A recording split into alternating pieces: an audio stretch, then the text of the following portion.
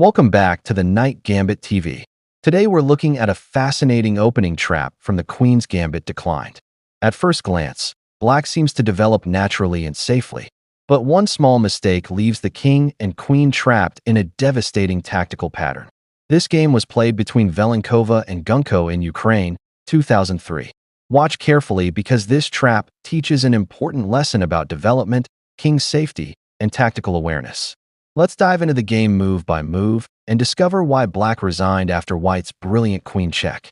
The game begins with 1. d4. White immediately fights for the center and prepares to develop the pieces harmoniously. Black answers with 1. d5, matching White's central control. White continues with 2. c4, offering the famous Queen's Gambit. White isn't trying to lose a pawn, but instead wants to distract Black's central pawn and gain long-term space. Black declines the gambit with 2. e6, entering the solid Queen's Gambit declined. After 3. Knight c3, White develops the knight while increasing pressure on the d5 square. Black responds with 3. Knight f6, another natural developing move that attacks the important e4 square. Now comes 4. Bishop g5. This classical move pins Black's knight to the queen. Although the knight is pinned, Black has several reliable ways to continue. Black chooses 4. Bishop e7, calmly breaking the pin and preparing to castle. White plays 5. e3, opening the diagonal for the dark-squared bishop while strengthening the center. Black answers with 5. Knight bd7. This move looks completely logical. The knight supports the f6 knight and prepares further development. Everything appears normal. Now White makes an interesting decision. 6. Bishop takes f6. Instead of keeping the pin, White exchanges bishops for the knight. Why? Because removing this knight changes Black's defensive structure and creates future tactical possibilities. Black naturally replies with 6. Knight takes f6. Everything still looks equal. White develops another piece with 7. Bishop d3. This bishop now points toward the king side and supports future attacking ideas. Black now plays 7. Bishop b4. At first glance, this seems like an active move. The bishop pins White's knight on c3 and increases pressure. Many players would be happy with this position as Black. But here's the problem. Black becomes so focused on activity that one critical tactical detail is completely ignored. White's queen has a powerful move that exploits the exact placement of Black's pieces. Can you spot it before it's played? Pause the video and think carefully. The answer is coming in part 2. Part 2. The winning blow. White now plays the stunning move. 8. Queen a4 check. An absolutely brilliant tactical shot. The queen gives check while simultaneously attacking the bishop on b4. This is called a double attack. Black suddenly realizes there is no satisfactory defense. If Black blocks the check, the bishop on b4 is left hanging.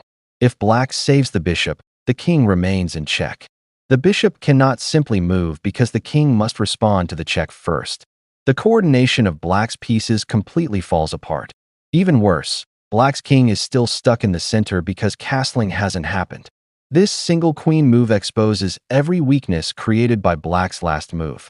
Instead of completing development, Black placed the bishop on b4 too early without checking for tactical ideas. After calculating the position, Black understood that material would be lost with no compensation. Rather than continue in a hopeless position, Gunko resigned immediately. This miniature teaches several important chess lessons. Lesson 1. Never assume a developing move is automatically safe. Lesson 2. Always check for forcing moves such as checks, captures, and threats before making your move. Lesson 3. King's safety is more important than piece activity. Lesson 4. Tactical awareness often wins games much faster than memorizing opening theory. This game lasted only 8 moves, but it contains a lesson every improving player should remember. One overlooked tactical idea was enough to end the entire game. The Queen's Gambit declined is one of the world's most respected openings, but even the strongest openings can become dangerous if basic tactical principles are ignored. Keep searching for checks first, calculate carefully, and you'll discover combinations just like this one in your own games. If you enjoyed this opening trap, don't forget to like the video, subscribe to the Night Gambit TV, and turn on notifications so you never miss another deadly chess trap, brilliant tactic, or master game analysis. Comment below. Did you find the move Queen A4 check before it appeared? Thanks for watching, and I'll see you in the next video. Welcome back, chess family, to another episode of the Knight Gambit TV. I'm your host, and today we are looking at a hyper-modern nightmare that ended in just 8 moves. Yes, you heard that right. 8 moves to force a total resignation. We are diving into a classic opening trap from the Grunfeld defense, played back in 2003 in Marseille between Amigues and Hulin. If you or your opponents love playing dynamic, active piece play, you need to watch this. One tiny, logical-looking mistake by Black completely unraveled their entire position. Let's set up the board, look at the tactical anatomy of this blunder, and make sure you never get caught in it yourself. Smash that subscribe button, grab your coffee, and let's get into move 1. 1. D4 then nicked f6. White opens with the queen's pawn, d4, taking a claim in the center. Black responds immediately with the king's knight to f6. Instead of mapping out a classical pawn wall, Black controls the critical e4 square with a piece. This is the hallmark of hypermodern chess. 2. Knight f3 then g6. White develops their own king's knight to f3, a flexible move keeping options open. Black plays g6, preparing to fianchetto, place a bishop on the long diagonal, their dark-squared bishop. Black is saying, go ahead, take the center, White. I'll attack it from the flanks. 3.